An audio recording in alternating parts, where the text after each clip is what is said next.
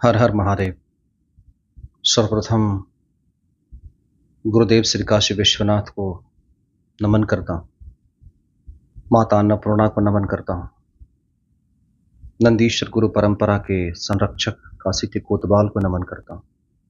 संचालक नंदीश्वर को प्रणाम करता हूँ। माँ गंगा को प्रणाम करता हूँ और समस्त काशी को प्रणाम करता हूँ। और आप सभी महादेव भक्तों और महादेव शिष्यों को प्रणाम करता हूँ। आपने महादेव के भिन्न भिन्न रूपों को तो जाना ही होगा, महादेव के भिन्न भिन्न रूपों को तो समझा ही होगा, लेकिन उनका एक रूप है महादेव का नीलकंठ रूप। हम यह जानते हैं उनके बारे में कि उन्होंने समुद्र मंथन के समय जब अमृत निकला तो देवताओं ने आपस में बांट लिया, लेकिन जब हलाहल विष निकला तो उस विष को सिर्फ और सिर्फ कोई पीने वाले थे तो देवादिदेव महादेव थे। और महादेव ने जब उस विष का पान किया तो उनका कंठ नीला पड़ गया। उन्होंने उस विष को, उस जहर को, ना वो ऊपर मस्तक की तरफ बढ़ने दिए, ना वो अपने कंठ से नीचे अपने हृदय की तरफ बढ़ने दिए। उन्होंने उस विष को, उस जहर को कंठ में ही समाहित रख लिया। इस कारण उनका कंठ नीला पड़ गया। इस कारण उन्हें नीलकंठ कहा जाता है। लेकिन जब मैं साधना के दृष्टिकोण से देखता हूं और जब महादेव के इस नीलकंठ के स्वरूप को मैं समझने का प्रयास करता हूं, तो महादेव ब्रह्मांड में जब मंथन हो रहा था तो उस मंथन से जो हलाहल निकला उसे वो पान कर गए। लेकिन जब हम समाज में रहते हैं ना, हम सब और आप भी, हम सब भी मंथन कर रहे हैं, और वो मंथन है अपने जीवन का मंथन। हम अपने जीवन में नित्य प्रतिदिन सामाजिक स्तर पर, व्यक्तिगत स्तर पर, रिश्तों के स्तर पर, भावनात्मक स्तर पर न जाने कितने नकारात्मक दंशों से गुजरते हैं। न जाने कितनी ऐसी नकारात्मकताएं हैं, न जाने कितने ऐसे जहर हैं रिश्तों के, भावनाओं के, व्यवसाय के, न जाने कितने जहर हैं जिसे हम अपने जीवन में पीते हैं।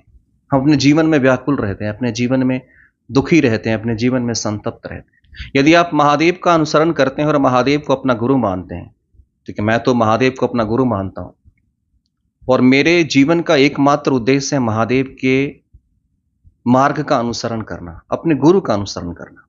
यदि आप भी महादेव को गुरु मानते हैं तो आज आपके गुरु के, आज आपके आराध्य के एक बहुत ही सुंदर पहलू से मैं आपको अवगत कराऊंगा। आप जानते हैं महादेव कहते हैं कि सिर्फ मैं ही नीलकंठ नहीं बन सकता, तुम सब भी नीलकंठ बन सकते हो।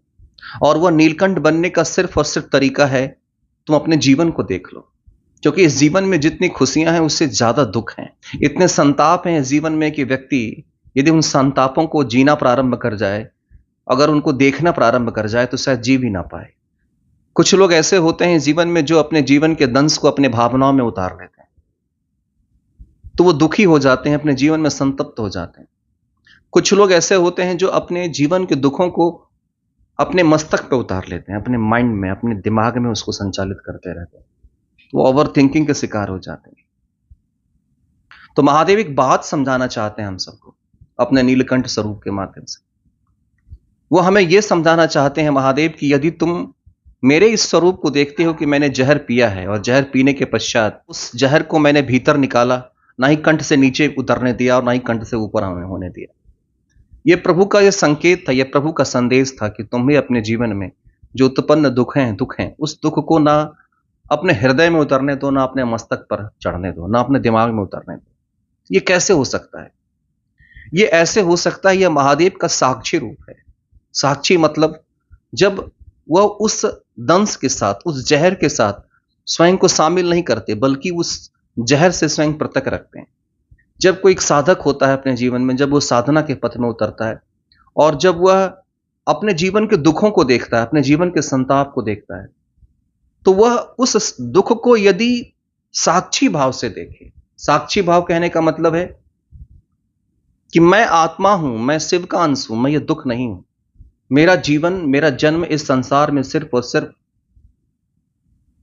इसलिए हुआ है ताकि मैं अपने प्रारब्ध को भोग सकूं, और मैं आत्मा हूं, मुझे यहां से पलायन करना है। और ये जो भी दुख या सुख हमारे जीवन में संचालित हो रहा है, ये सिर्फ मेरे कर्मों का भोग है। और उसे इस प्रकार से देखना है जैसे आप नदी के किनारे बैठे हुए हैं, आप उसके साथ स्वयं को संलिप्त नहीं कर रहे हैं, तो आप भी नीलकंठ हो जाएंगे।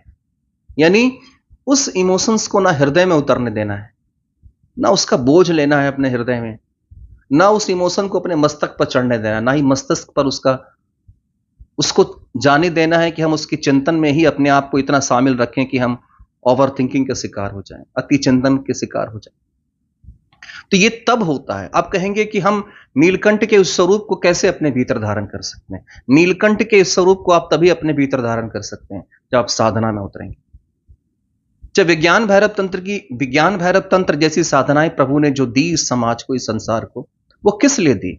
वो इसीलिए दी ताकि वह साधना के माध्यम से इस बात को समझ सके कि वो शिव है।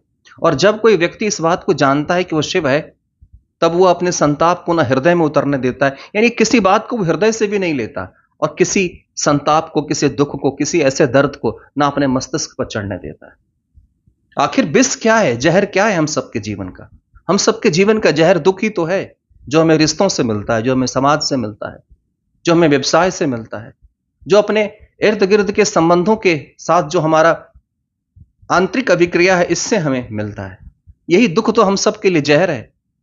और जब इस जहर को हम अपने हृदय में उतार लेते हैं तो किसी को हार्ट की बीमारी हो जाती, और इसी दर्द को जब कोई मस्तिष्क पर चढ़ा लेता है, इसी दुख को, इसी संताप को जब मस्तिष्क पर चढ़ा लेता है तो उसको बीपी की बीमारी हो जाती, मस्तिष्क से संबंधित कोई व्याधि हो जाती। तो बीच में रोके रखना, एक बात आप मानकर चलिए, प्रभु नीलकंठ के रूप में इस बात का संकेत दे रहे हैं कि तुम कभी भी अपने जीवन से अपने भीतर के जहर को, अपने समाज के, अपने रिश्तों के जहर को कभी समाप्त नहीं कर पाओ। कभी भी तुम ये सोच लोगे कि यह दुख तुम्हारे जीवन से समाप्त हो जाएगा, असंभव है। कभी भी किसी व्यक्ति के जीवन में ऐसा हो ही नहीं सकता कि उसके जीवन में दुख ना हो। महादेव ने अपने नीलकंठ स्वरूप से यह कहा कि मेरे संपूर्ण शरीर के अंतर्गत अगर तुम देखोगे तो यह जहर भी विद्यमान है। यह जहर इस बात का प्रतीक है, या नीलकंठ इस बात का प्रतीक है कि तुम्हें भी अपने जीवन के समस्त दंश को, अपने दुखों को, संताप को अपने कंठ में, कंठ यानी चेतना, न ऊपर न नीचे, बीच की एक ऐसी अवस्था जहां पर न उसे भावनात्मक रूप से व्यक्ति ले रहा है, न उसे मानसिक रूप से व्यक्ति अपने अंदर स्वीकार रहा है। और यह तभी हो पाता है जब व्यक्ति साधना में बैठता है। और शिव उस जहर को, उस हलाहल को पीने में सक्षम क्यों हो पाए? महादेव उस हलाहल को ही क्यों पिए, अन्य देवता क्यों नहीं पी पाए? क्योंकि जब भी आप शिव को देखते हैं, शिव साधनारत हैं, शिव सजग हैं, सब शिव सचेत हैं। यह संदेश था अपने भक्तों के लिए, अपने शिष्यों के लिए संदेश था, तुम भी साधना में उतरो और अपने जीवन के दुखों के प्रति जाग जाओ। महादेव अपने उस जहर के प्रति जागृत हैं, उस हलाहल के प्रति जागृत हैं, और इतने जागे हुए हैं कि ना उसे वो हृदय में उतरने दे रहे हैं, ना मस्तक पर चढ़ने दे रहे हैं, बीच में रोक के रख लिया। हम भी कर सकते हैं अपने जीवन में, यदि हम साधना के माध्यम से, ध्यान के माध्यम से, विज्ञान भैरव तंत्र जैसी जो साधना पद्धति है उसका प्रयोग करें, और हम साक्षी भाव में आ जाएं, और अपने जीवन के दुखों को जब हम साक्षी भाव से देखने लग जाएं, अपने जीवन के संताप को जब हम साक्षी भाव से देखने लग जाएं, हम भी नीलकंठ जैसे हो जाएंगे। हमारे जीवन में संताप और दुख तो रहेगा, लेकिन वह दुख और संताप हमें प्रभावित नहीं करेगा। जब हम यह जाग जाते हैं कि दुख है, लेकिन मैं दुख का हिस्सा नहीं हूं, मेरे जीवन में हार है, लेकिन मैं उस हार का हिस्सा नहीं हूं, मेरे जीवन में समस्याएं हैं, परंतु मैं समस्या नहीं, मैं आत्मा हूं। यही साक्षी भाव है। सब कुछ फिल्म के पर्दे पर, जैसे पर्दे पर फिल्म चल रहा होता है और आप चुपचाप अलग होकर देख रहे होते हैं, तो आप उसका हिस्सा भी होते हैं और नहीं भी होते। वैसे ही व्यक्ति जब साधना में होता है और अपने जीवन के दुखों को, अपने संताप को वह साक्षी भाव से देखने लग जाता है। साक्षी भाव यानी तुम हो, परंतु मैं तुम्हारे साथ शामिल नहीं। तो यह कैसे संभव हो पाएगा कि मैं अपने दुख को अब मेरा दुख मेरे भीतर है, लेकिन मैं अपने दुख के साथ नहीं हूं? यह कैसे संभव हो पाएगा? यह तभी संभव हो पाएगा जब व्यक्ति साधना में उतरेगा और वह यह जानेगा कि वो शिव है। जब तक आप इस बात की अनुभूति नहीं करेंगे कि आप शिव हैं, शिवोहम की स्थिति में ही व्यक्ति उस जहर को अपने भीतर धारण कर सकता है। जब तक आप स्वयं शिव नहीं हो जाएंगे, तब तक आप अपने जीवन के जहर को, अपने दुखों के, अपने संताप को आप शिव की तरह अपने कंठ में समाहित नहीं कर पाएंगे। कंठ यानी चेतना की एक ऐसी अवस्था जहां वह अप्रभावित है, वह आपको किसी प्रकार से भी प्रभावित नहीं करता। इसलिए साधना के माध्यम से स्वयं के भीतर के शिवत्व को जगाइए, स्वयं के भीतर के शिवोहम को जगाइए। और जब शिवोहम जागेगा, जब शिव जागेगा, तो समस्त सुख और दुख के बीच में आप अप्रभावित होकर के अपने जीवन में मस्त रहेंगे, शिव की तरह ध्यानस्थ रहेंगे। इसलिए शिव अपने महादेव अपने नीलकंठ के स्वरूप के माध्यम से हम सभी महादेव शिष्यों को साधना का संदेश देते हैं कि तुम साधक बनो। जब तुम साधक बनोगे तब तुम्हारे अंदर अपने जीवन के दुखों को झेलने की वीरता आएगी। साधक कौन बनता है? जो वीर होता है। साधक कौन बनता है? जो अपने भीतर उतर करके अपने आप को समझना चाहता है। और जब तुम अपने भीतर उतर कर अपने आप को समझोगे, तुम्हें भिन्न भिन्न प्रकार के दुखों और संतापों से तुम्हें मुलाकात होगी। तुम अपने भिन्न भिन्न ऐसे नकारात्मक स्वरूप को देख पाओगे जो तुम्हें बेचैन करते हैं, जो तुम्हें पता भी नहीं चल पाता कि तुम्हारे अंदर हो क्या रहा है और तुम परेशान रहते हो। कोई डिप्रेशन में चला गया है, किसी को अपने संतान से दुख है, किसी को अपने पति से दुख है, किसी को पत्नी से दुख है, भिन्न भिन्न प्रकार, किसी का आर्थिक दुख है। दुनिया में दुखी कौन नहीं है, इस बात को बताओ। लेकिन उस दुख के बीच में दुख ही हलाहल है हमारे जीवन का। जिस दिन आप ये समझ लेंगे कि ये जो संताप है हमारे जीवन में, ये जो दुख है हमारे जीवन में, यही हलाहल है, यही सबसे बड़ा जहर है, तो नीलकंठ की भांति आप ना उसे हृदय में उतरने देंगे, ना मस्तिष्क में, मस्तक पर चढ़ने देंगे। यह तभी संभव हो पाएगा जब आप एक साधक की भांति अपने भीतर उतर करके साक्षी भाव से अपने समस्त दुखों को, समस्त संताप को सजगता पूर्वक देखना प्रारंभ करें। जब स्वयं के भीतर उतर के अपने भीतर के हलाहल को आप खुद ही देखेंगे, अपने जहर को खुद ही देखेंगे, अपने उस नकारात्मक स्वरूप को, नकारात्मक भावों को खुद ही देखना प्रारंभ करेंगे, एक समय ऐसा आएगा जब यह दुख आपको प्रभावित करना बंद कर देगा। इसलिए यह मूल ऐसा, यह सूक्ष्म विश्लेषण मैं चाहूं भी तो आप सबको मैं शब्दों से नहीं समझा सकता।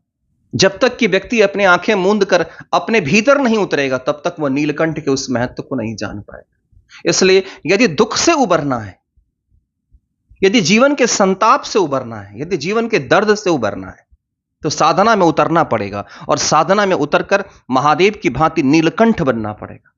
जहर तो रहेंगे इस शरीर के भीतर ही, जहर, दुख, संताप तो रहेंगे, समस्त रिश्तों के, समस्त पहलू के, समस्त संदर्भ के दर्द समाप्त नहीं होंगे।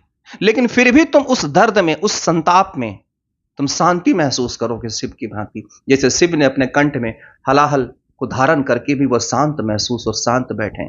इसलिए शिव का यह मार्ग इस बात को बतलाता है कि तुम संसार रूपी जहर को अपने भीतर किस प्रकार तुम धारण कर सकते हो। पीना भी नहीं है और बाहर छोड़ना भी नहीं, छोड़ने का तो कोई उपाय भी नहीं। हर व्यक्ति के जीवन में दंश और जहर है। तो आइए नीलकंठ के इस मार्ग को हम साकार करते हैं, इसे सीखने का प्रयास करते हैं और साधना में उतरते हैं।